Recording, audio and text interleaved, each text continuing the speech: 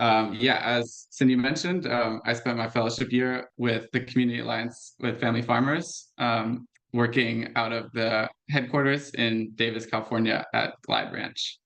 Um, and the general structure of my presentation, I'm going to spend a couple minutes talking about how I arrived at CAFF and the GrizzlyCorps program, and then go through my fellowship year by the months and kind of characterize my experience along the year as it progressed.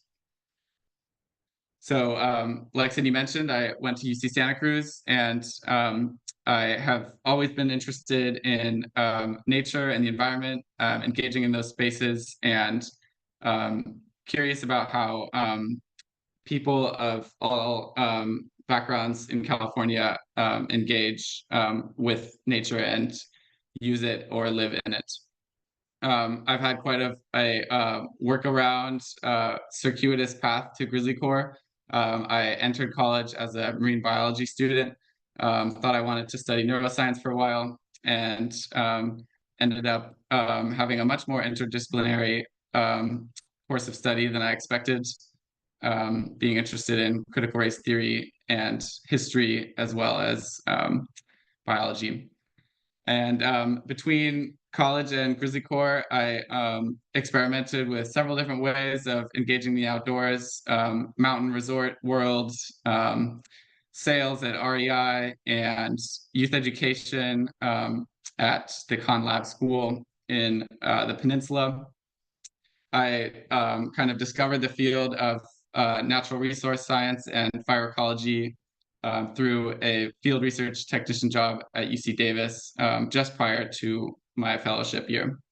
And in the interim between this fellowship and college, I often wondered how to bring together like the things that I had studied, critical race theory and American history and sociology, with an understanding of evolution and ecology.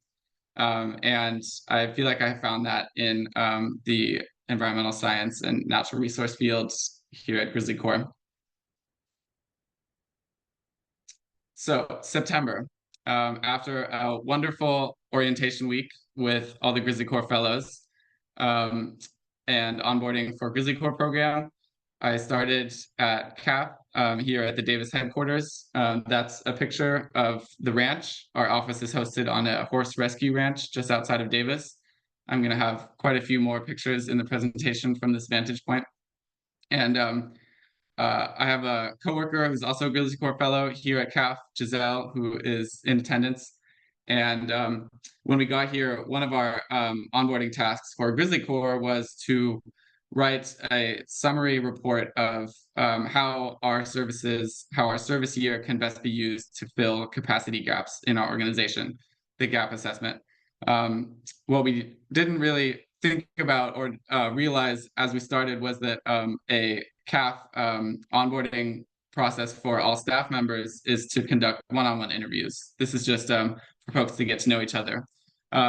We thought that those were the same thing and ended up interviewing all 40 or like 35 of CAFF staff members about their views on CAFF's gaps in capacity. And even though that ended up being a fair amount more work than we thought it was and was needed, it ended up giving us a really thorough idea of what this nonprofit does and has been, and what its challenges are. So the Community Alliance with Family Farmers has been around since 1978. It was actually founded in response to an innovation at UC Davis, the automated tomato picker. So from the beginning, CAFF has been interested and engaged advocating for small and underserved farmers in California. A lot has happened since then. CAFF has grown quite a fair amount and has several teams, policy team that works in Sacramento and Washington, DC. We have a large and really great farm to market team that is helping farmers make sales and figure out their financial plans. We have an ecological farming team that does all sorts of education and grant assistance, helping farmers, um, you know, have more ecological farming practices, whether it be composting, healthy soils, integrated pest management are some of the things they work on. And a farmer services team, which has quite a few functions from um, assisting farmers in the organic certification process, and also the wildfire resilience program is housed under farmer services where I worked.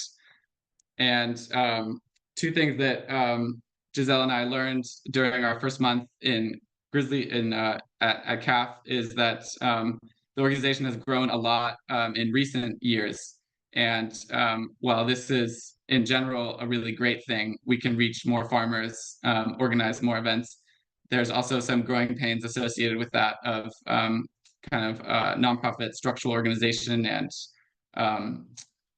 judging about going for bigger funding projects. And another challenge or mission that CAFF has is developing its racial equity plan and serving like providing culturally relevant Spanish language assistance, and also having a staff that reflects the diverse population of California. Okay, so then we move into the fall, October, November, and December. I am very thankful for this year. I got to attend a ton of training events through my position. So yeah, this month was kind of getting the fire bug. I got to volunteer for the Placer County Prescribed Burn Association and participated in my first prescribed burn there on a shaded fuel break project near Auburn.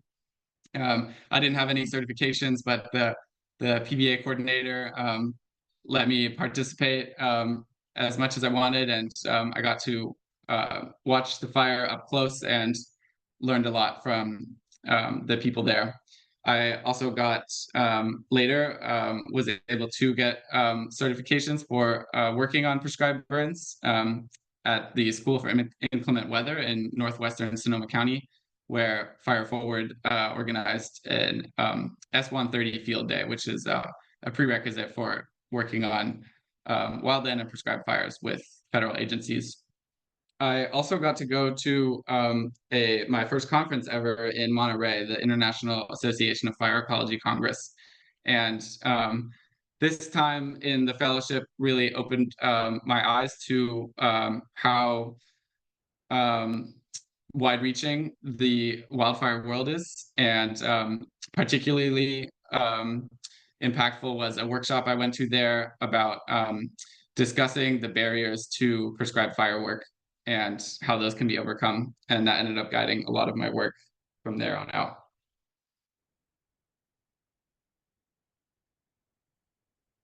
Okay, so then we move on to the winter, January, February, and March.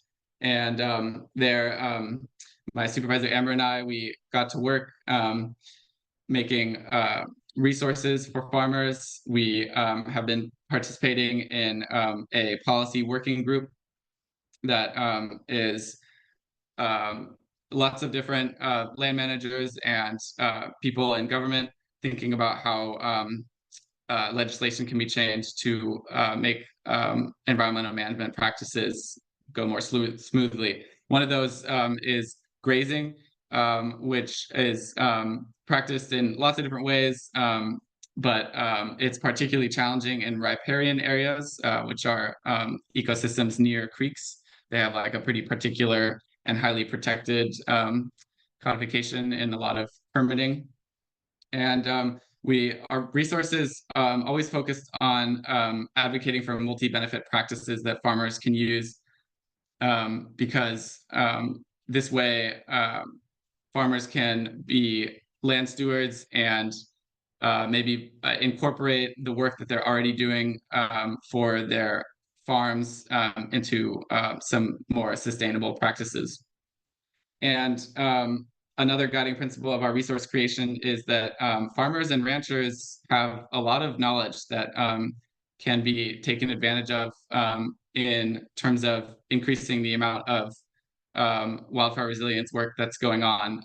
They are working the land, they know the seasons, they have equipment know-how as well. And this has turned out to be a large gap in where wildfire resilience work is occurring. And these are some examples of resources that I created. So later in the spring, I spent a lot of time visiting two farmers in Placer County. We were able to give them some money for wildfire preparation work. And this is the first time that CAFF has been able to provide money to farmers for wildfire prevention, for preparation. The Wildfire Resilience Program was kind of born out of the disasters, wildfires in 2020 and 2021. And most of the work that's been done in the Wildfire Resilience Program has been disaster response. But in this case, we were helping farmers prepare their land to be more wildfire resilient. So one of the grant recipients was an agricultural mechanics teacher at Lincoln High School Farm. And he used the money to prepare a unit for a prescribed burn, which will be happening in the fall for invasive blackberry control, as well as forage improvement. This farm has several hundred acres with cattle that they graze there, and the prescribed fire will improve the forage quality there. He also is using funding that CAFF and the California Fire Foundation were able to provide for training his students in prescribed fire. And then the other recipient was a farmer in Penryn, just north of Auburn, an orange farmer, and they were able to do a mechanical fuels treatment of a dangerous slope near their house. This is a photo of the slope after treatment. And they also used the money to get a couple goats, which they will be able to maintain the reduced fuel load with into the future. So as the year has been coming to a close, I've had all these experiences and have been able to think about the larger picture issues and what wildfire resilience really takes in this state. And I think the two biggest things for nonprofit organizations and also larger organizations to focus on is building community level partnerships with private landowners and private non-landowners, just interested individuals, small organizations, and also federal organizations, and co-learning, which has been really important for the folks in the prescribed fire world to be able to teach each other. This is a huge way in which Indigenous knowledge is uplifted, and also a way in which trust can be built between private landowners, nonprofit organizations, and federal agencies. This picture, this is a photo of the plume from the Sites Fire, which was burning near Fallujah at the same time as Amber and I were hosting a webinar on wildfire resilience, which was quite the coincidence, a little sinister. And one example that I got to experience of co-learning was in Lake County, where the Tribal Eco Restoration Alliance, one of GrizzlyCorps' host sites, and the Watershed Training and Research Center, a future GrizzlyCorps host site, gave a really good 4-day course on understanding and predicting wildfire behavior. So the Wildfire Resilience Program has met some funding challenges. There has been large grants that the program has applied for, but in the past couple of years, when wildfires have not been as severe as 2020 and 2021, the money for preparation funding has dried up somewhat, particularly for organizations like CAFF that are not quite as engaged historically in that sphere. And part of that, I think, is because when disaster happens, we tend to try to move on. And so I'm going to read a quote from a really influential book that some of you may know real quick. Drought is California. Flood is California. Between the extremes lies an average year, which happens so infrequently that it is a myth we tell ourselves. When we're in the midst of drought, we have no memory of flood. When we're in the midst of flood, we have no memory of drought. Amnesia is how we build agriculture across marsh and desert and houses in floodplains and canyons of fire. So overcoming this amnesia is really important for a state with greater wildfire resiliency. And that's all I have. These are just some pictures from a wonderful year. I want to thank the wonderful staff at CAFF. Everybody who I've met, both virtually and in person, has been incredibly welcoming. It's a wonderful organization to be a part of. And the GrizzlyCorps program, both staff and all the fellows, for opening my eyes to an amazing field. Thank you.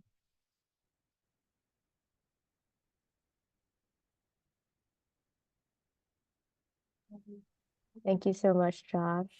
I'll give a last round of applause.